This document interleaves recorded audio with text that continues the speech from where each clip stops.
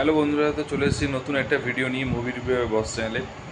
তো অ্যাকচুয়ালি প্রজাপতি 2 এর টিজার এখনও পর্যন্ত ইউটিউবে ছাড়েনি, বাট যারা যারা সিনেমা দেখেছে পরশু থেকে তারা তারা প্রত্যেকেই হচ্ছে প্রজাপতি 2 এর টিজার হচ্ছে দেখানো হচ্ছে ইন্টারভেল টাইমে। তো প্রজাপতি 2 নিয়ে আগে বলি, প্রজাপতি যেটা অতনু করেছিল, তো অতনু রাজচৌধুরী করেছিল 2000 লাস্ট ইয়ার, বহু লাস্ট ইয়ার কথা, তার 2023-এর ডিসেম্বর মাসে বেরিয়েছিল এবং সবারই খুব পছন্দ হয়েছিল, কারণ মিঠুন এবং দেব অভিনীত খুব সুন্দর একটা বাবা ছেলের একটা বন্ডিং নিয়ে মুভিটা বানিয়েছিল এবং যেটা খুব হিট করেছিল এবং খুবই ভালো হয়েছিল। ঠিক আছে, তো প্রজাপতি 2 এর টিজারটা যেটা দেখা গেছে প্রজাপতি 2 এর, সেটাও কিন্তু আতঙ্কই করছে এবং অনির্বাণ রয়েছে অভিনীত, এবং হচ্ছে দেব এবং হচ্ছে মিঠুন চক্রবর্তী রয়েছে।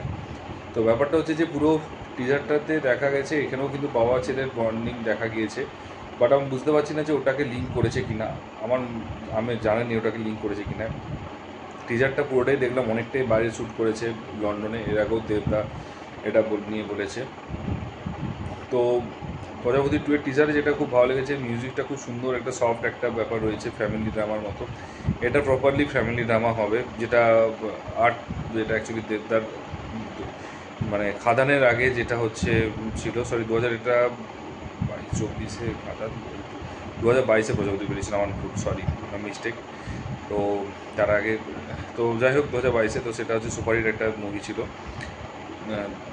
তো এটা তো দেখা গেল যে বাবা ছেলের যে ফ্যামিলি ড্রামাটা রয়েছে সেখানে, বাট এখানে তার মেয়ে এসছে এবং সেখানে একটা জিনিস বোঝাচ্ছে যে তার মা নেই বা ছেড়ে চলে গিয়েছে। তো মা হচ্ছে তো দেব নিজে হচ্ছে তার মেয়েকে মানুষ করছে, এবং মানুষ করতে করতে এবং একটা যে মেয়ের কোনো শরীর খারাপ থাকবে, তো তার জন্য সে হচ্ছে তাকে একজন জ্ঞান দিচ্ছে যে বাচ্চা মানুষ করা একটা বাবার পক্ষে খুবই মানে পসিবল নয়। তখন দেবদা বলছে যে আমি করে দেখাবো।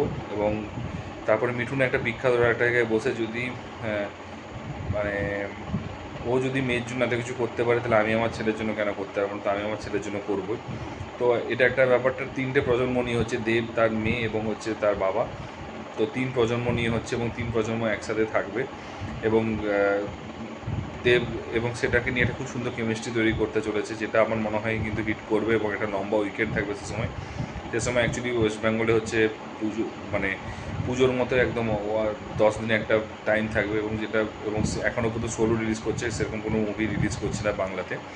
তো আই থিঙ্ক যদি এটা সোলো রিলিজ করে, আমার মনে হয় শিবপ্রসাদেরও একটা মুভি বেরোনোর কথা ছিল, কিন্তু রক্তবীজ 2 এর পর আমার মনে হয় না নতুন করে ক্লাস করবে, তার কারণ দুটোরই মুভির লস হচ্ছে।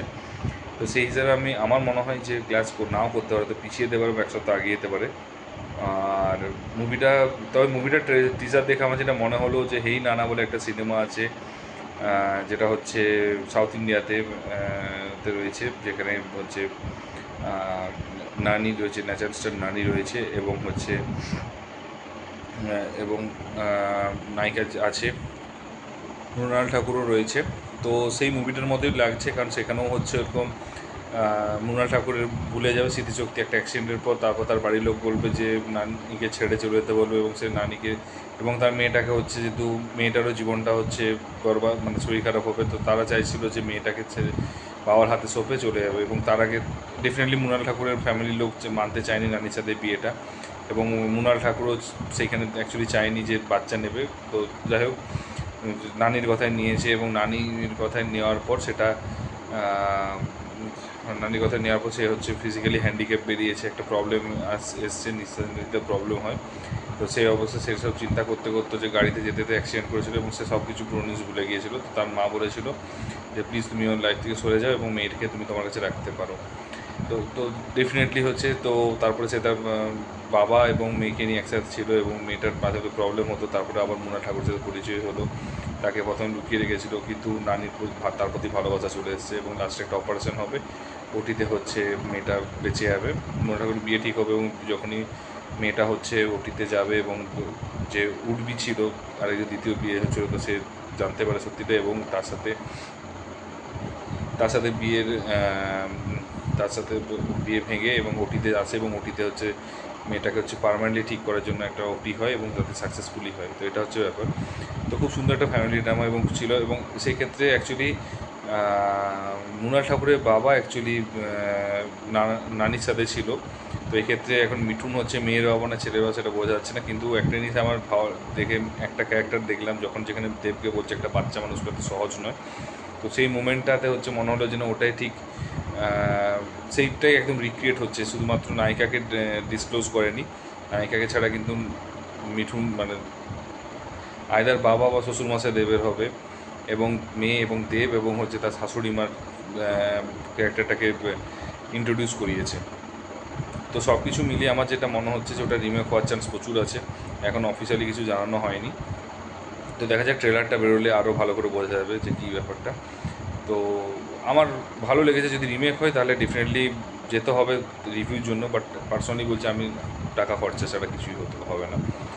তো তোমাদের টিজারটা কেমন লেগেছে? যখন ডেফিনেটলি যদি হলে দেখতে যাও প্লিজ দেখতে পেলেই টিজারটা দেখতে পাবে, আর যদি হলে না দেখে থাকো তাহলে অ্যাটলিস্ট ইউটিউবের জন্য ওয়েট করো, 2-3 দিনের মধ্যে বেরিয়ে যাবে।